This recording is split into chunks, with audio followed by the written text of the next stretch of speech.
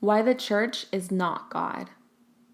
Everywhere I look, there seems to be someone loudly proclaiming that it is the church's fault they walked away from God. Leadership hurt me. Leadership let me down. No one cared to get to know me. No one knew how to deal with my pain. These are very valid reasons to want to walk away from a church. I don't blame you. I get it. But to say the church's shortcomings are the cause of your fallout with God is actually a reflection of your inability to take responsibility for your choices. Allow me a few minutes to explain. Like many others, I have been hurt by church leadership. I have been let down. I have been spoken ill of. I have had leaders choose to believe rumors instead of believing in my heart. I have also been a leader, and I have no doubt that I too have let people down and possibly hurt individuals that looked up to me. Do you know why this happens? Because the church is run by humans. Imperfect humans, actually, that do wrong, get angry, don't always set priorities straight, and at times fail at understanding the true reason behind our emotional expressions.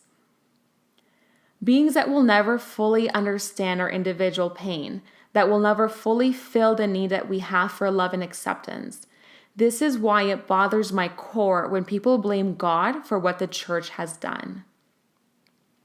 The church is meant to be a reflection of God, but it is not a replacement for God.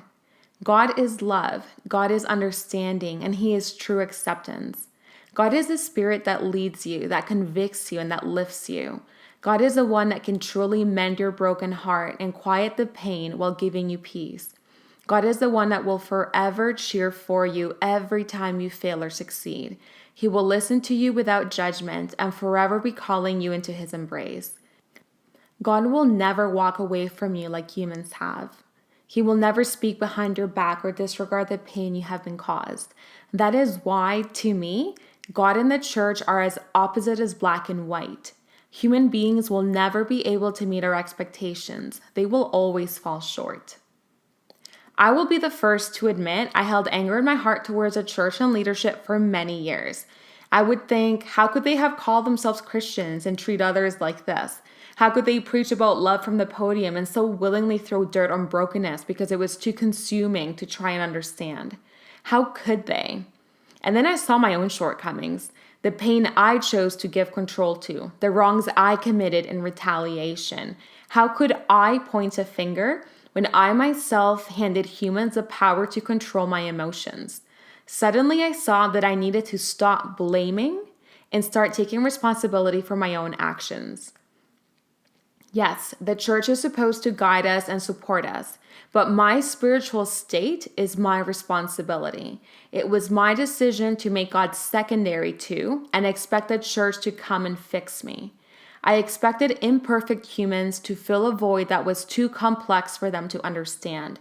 I put humans in a place only God should hold. No wonder I was royally let down. God is our salvation from the pain of loss and abuse. God is our salvation from our anxieties and fears. God is our salvation from the torment and hurdles the enemy throws at us in life. Human beings will never be able to save us. Are you sitting in your room fuming at what you're reading, thinking, well, if the church had not done A and B, then maybe I wouldn't be this way? Answer me this.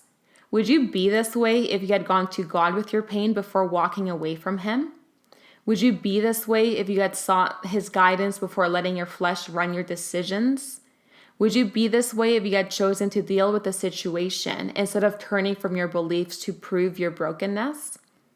I am not disregarding the pain you have been caused. Pain is very real and it can be very devastating, especially when individuals face situations that were out of their control. I don't want to diminish your pain.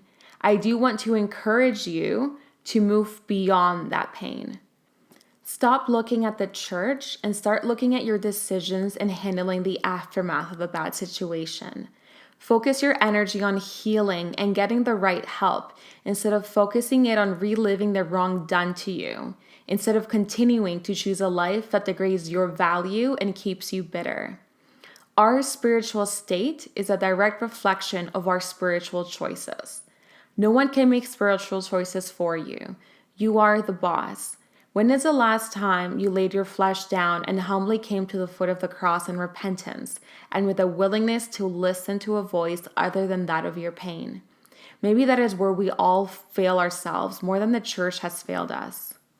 For reflection, I want you to ask yourself, what can you do today to move away from the pain and move away from the church blame game and move towards peace and happiness in your life?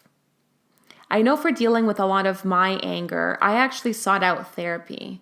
I was an angry person because I had this level of expectations that were always failed, and I was a people pleaser, and there were situations in my life that I just didn't know how to deal with. I had to seek help, and perhaps for you, it'll be talking to a therapist or going to a support group. Maybe going to the church for help at this time isn't the best choice because there's also a lot of anger towards the church. I know that God has called me to seek help from pastors, but only when my heart has been in the right place to receive from them. I know it's a heavier way of looking at our hurt, but I do want to leave you with that reflection. What can you do today to move away from the pain and to end the blaming of the church?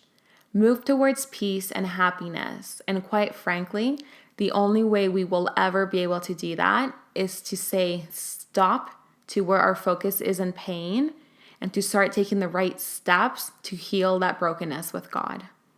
With love, Ashley.